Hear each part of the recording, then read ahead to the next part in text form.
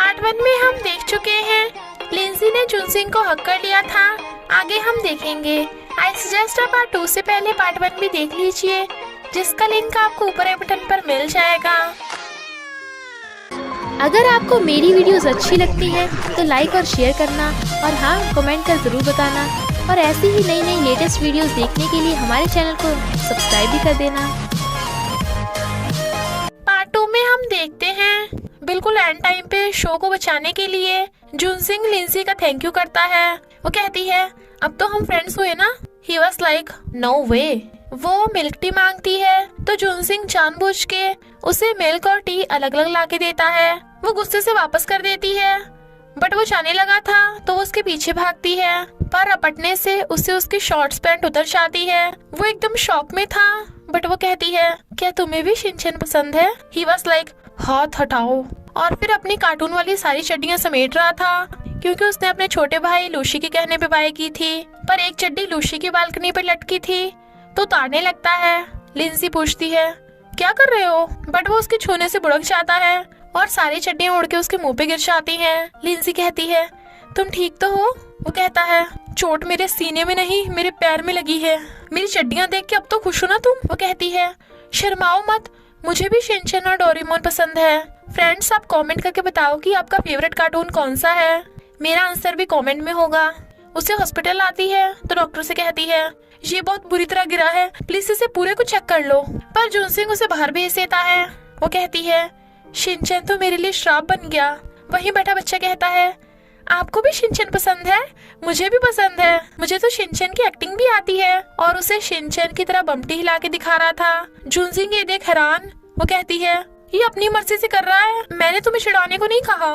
उस बच्चे के डैड शिनचैन को ले जाते हैं, क्योंकि उस बच्चे का नाम शिनचैन है। वो कहता है अब तो तुम मुझे सच में नहीं चिढ़ा रही थी, है ना? ये भी एक्सीडेंट ही होगा, जैसे पिछले कुछ दिनों से मेरे साथ जो हो रहा है। लिंजी कहती है सॉरी सॉरी, सब वैसे पैर के अलावा बाकी सब पार्ट्स तो ठीक है ना? ही वाज लाइक तो तुम चाहती हो मेरी पूरी बॉडी में फ्रैक्चर हो जाए? वो कहती है नहीं नहीं, अब से मैं 24 घंटे तक तुम्हारी पर्सनल मेट बनूंगी और तुम जो कहोगे वो करूंगी। पर डॉक्टर ने क्या कहा? पर डॉक्टर ने बताया था जुनसिंग के टांगे ठीक हैं, बट वो झूठ बोल देता है कि पैर में बहुत भयानक फ्रैक्चर हुआ है, ठीक होने में काफी दिन लगेंगे। तो लिंजी उसे पकड़ के ले जा रही थी, पर वो हंस रहा था, क्योंकि वो उसके कहने पे नौकरों की तरह उसके पैरों की सेवा कर रही थी। और फिर कहता है जाओ, जब काम होगा तब बुला लूंगा। वो कहती है okay, rest in peace. I mean जुबान फिसल गई थी, रेस्ट करो। जुनसिंग कहता है अब आएगा मजा। थकी हुई लिंजी जैसे पानी पीने लगी थी, वो उसे आवाज मार के पानी का ऑर्डर दे देता है, तो वो वही ग्लास लेके भाग पड़ती है। स्कूल में भी जुनसिंग पैर दुखने का नाटक कर रहा था, तो लिंजिंग उसके बदले के सारे काम कर रही थी, यहाँ तक कि उसका नीचे गिरा पेन भी खुद उठाती है। एंग सबको टीम में सफाई का काम बताता है। लिंजी उसे बाहर ले जाके उसे जुनसिंग के साथ एक टीम में करने को बोलती है। एंग कहता है मुझे पता है तुम्हारा जुनसिंग के साथ क्या करने का इरादा है। वो कहती है अरे मैं बस उस लंगड़े की हेल्प करने को बोल रही थी। जुनसिंग आकर पूछता है तुम दोनों क्या बातें कर रहे थे? एंग कहता है ब्रो, तूने लिंजी को अपना गुलाम कैसे बना लिया, मुझे भी बता दे। जुनसिंग कहता है पहले जाकर अपनी एक टांग तोड़वा। काए को गेम्स में बहुत सारे गोल्ड मेडल मिले थे, पर देखता है लिंजी सैड है, क्योंकि उसे स्ट्रीट पोस्टर हटाने का काम मिला है। जुनसिंग तो चल नहीं सकता था, इसलिए लिंजी को ही पोस्टर हटाने थे, बट उसे सही से हट नहीं रहे थे। तो जुनसिंग उसे इजी तरीका बताता है, पर इतना सारा काम करके वो थक गई थी, इसलिए वो उसे ठूसने को ड्रमस्टिक देता है। यमन को शक होता है कि कहीं जुनसिंग ये सब नाटक करके लिंजी को बुली तो नहीं कर रहा, बट वो कहती है नहीं नहीं ऐसा नहीं है, मैंने सच में उसका पैर तोड़ दिया। एंग कहता है ब्रो, तू एक लड़की पे इतने जुल्म क्यों उठा रहा है? वो कहता है मैंने कुछ नहीं कहा, वो खुद ही कर रही है। वहाँ पे एक कैट मिसिंग का बैनर लगा था, और वो कैट ग्रैंडमा की मिमी है, तो वो सब मिलके मिमी को ढूंढने लगते हैं। मिमी पेड़ पे बैठी थी, पर एंग से पेड़ पे चढ़ा नहीं चाहता।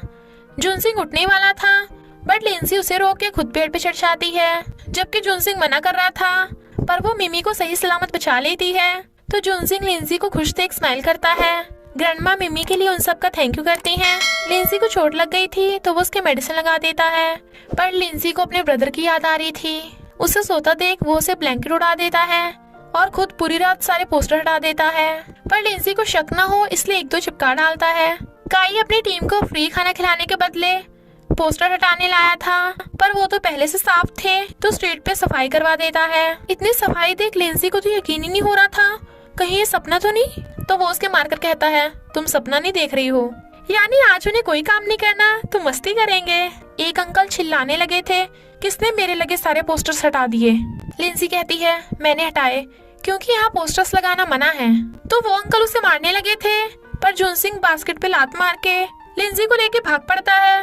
अंकल पीछे भागते हैं तो एंग और यमिन उन्हें पकड़ लेते हैं। वो बच गए थे। जुनसिंग कहता है, तुम हमेशा पंगा क्यों लेती रहती हो? वो कहती है, तुमने क्या लात मारी थी? बट वेट, तुम्हारा तो फ्रैक्चर हुआ था ना, तो इतने तेज कैसे भाग लिए?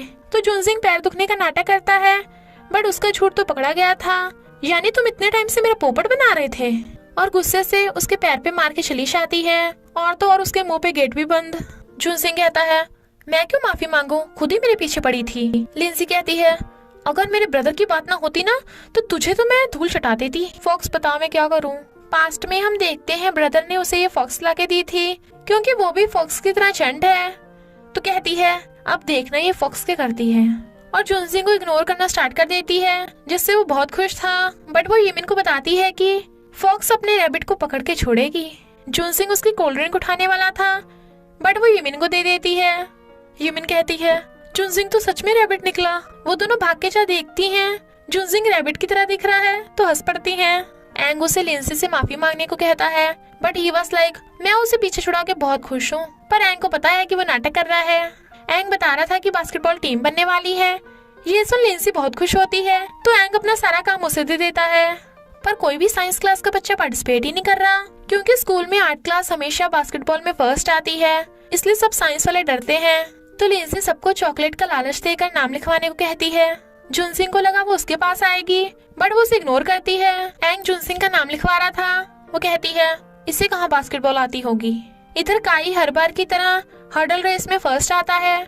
सब गर्ल्स उसे पानी देती हैं, बट वो सिर्फ लिंसी से बॉटल लेता है। लिंसी उसे अपनी बास्केटबॉल टीम ज्वाइन करने को बोलती है, बट काई मना कर देता है, क्योंकि वो अपनी आर्ट क्लास टीम को धोखा नहीं दे सकता। और पूछता है, तुम्हें बास्केटबॉल में इतना इंटरेस्ट क्यों है? तो वो बताती है कि बास्केटबॉल मेरे ब्रदर की फेवरेट है, और मैं भी उसके साथ बास्केटबॉल खेलती थी। जुनसिंग लिंसी के लिए मिल्टी लेके आया था, बट उसे काई के साथ देख गुस्से से मिल्टी डस्टबिन में फेंक के चला जाता है। यमिन उसे बताती है कि हमारी क्लास की भी बास्केटबॉल टीम बन गई। जुनसिंग कैप्टन है, जो बहुत बढ़िया बास्केटबॉल खेलता है। दूसरा प्लेयर चैनमो, जो काफी इंटेलिजेंट है, और तीसरे प्लेयर गाओ का फ्रेंड है। और एंग ने भी पार्टिसिपेट किया है। आर्ट क्लास की टीम बोलने लगती है कि मॉर्निंग में बास्केटबॉल ग्राउंड उनका है, तो काई उन्हें गोल का चैलेंज कर देता है, जिसे जुनसिंग एक्सेप्ट कर लेता है। फिर क्या, काई धड़ाधड़ गोल कर रहा था, और फिर जुनसिंग भी। बट बेल बजते ही साइंस क्लास जाने लगी थी। काई कहता है, लिंसी मुझे चीयर करना। वो कहती है, सॉरी, मैं साइंस क्लास की तरफ से हूँ, तो अब से हम राइवल्स हैं, सेकंड आने के लिए तैयार रहना। पर काई तो अपने राइवल जुनसिंग को घूर रहा था। सब जुनसिंग की तारीफ करते हैं, बट वो कहती है, अगर तुम्हें कोई दर्द हो तो मुझे बता देना। जबकि वो हैरान था। साइंस क्लास बहुत खुश थी, पर क्लास टीचर आकर बताती है कि कोई भी बास्केटबॉल में पार्टिसिपेट नहीं करेगा, सब पढ़ाई करेंगे। तो सब सैड होते हैं, और आर्ट क्लास वाले साइंस क्लास वालों का मजाक उड़ाने लगे थे कि तुम्हें तो खेलना भी नहीं आता। एंग गुस्से में दोनों क्लास में फाइट का सुन वो भागते हैं। टीचर आकर देखते हैं वहाँ सिर्फ ब्लड पड़ा है। इधर एंग के डैड यानी मैथ्स टीचर उन्हें डांट रहे थे। जुनसिंग कहता है, हमने फाइट नहीं की। तो इसके नाक में ब्लड, और उसकी आधी टी शर्ट कहाँ है? इनफैक्ट एंग उसकी टी शर्ट पकड़ के रपट गया था, जिससे उसकी नाक टूटी और उसकी टी शर्ट फटी, यानी उनका सिर्फ हग हुआ था। मैथ्स सर कहते हैं, तो चलो फिर से हक करो, वरना सजा मिलेगी। तो दोनों हक देते हैं। सब जाने लगे थे। जुनसिंग क्लास टीचर को कहता है, हमें भी बास्केटबॉल में पार्टिसिपेट करने का मौका मिलना चाहिए, क्योंकि पढ़ाई के साथ साथ गेम्स भी जरूरी हैं। वो कहती है, अगर मैं परमिशन दे भी दूं, तो तुम आर्ट क्लास को नहीं हरा पाओगे। जुनसिंग कहता है, हारना जीतना बात की बात है, पर कोशिश न करना तो गलत बात है। तो लिंसी और बाकी सब भी कहने लगे थे। काई कहता है, अरे मैडम जी प्लीज दे दो ना, वरना लगेगा हम इन्हें बुली कर रहे हैं। क्लास टीचर हाँ कर देती है, तो काई जुनसिंग को मैच का चैलेंज कर देता है।